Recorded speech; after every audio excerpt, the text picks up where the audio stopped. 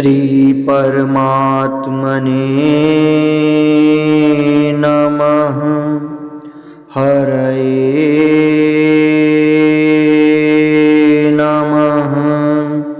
श्री गुरुचरणकमलेभ्यो नमः। श्रीमद्भगवद्गीता अथ प्रथमोऽध्यायः।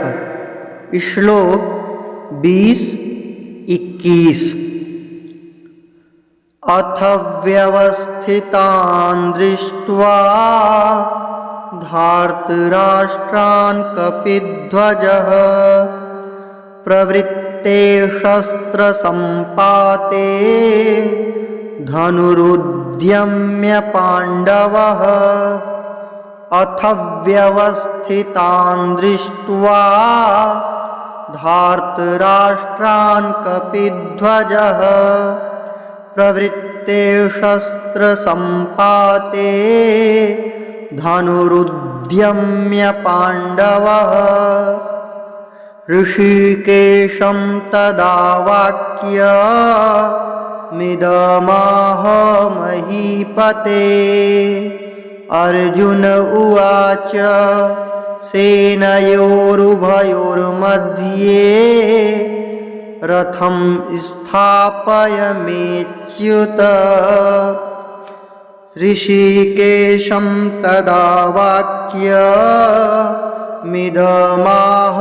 महीपते। अर्जुन उवाच सेनयोरुभयोर्मध्ये रथं स्थापयमेच्युत।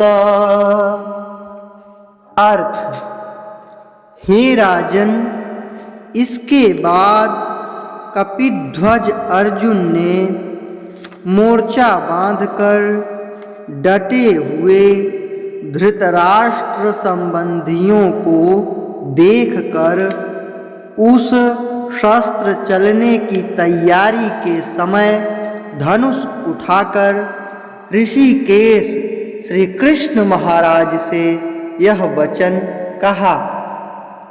हे अच्युत, मेरे रथ को दोनों सेनाओं के बीच में खड़ा कीजिए।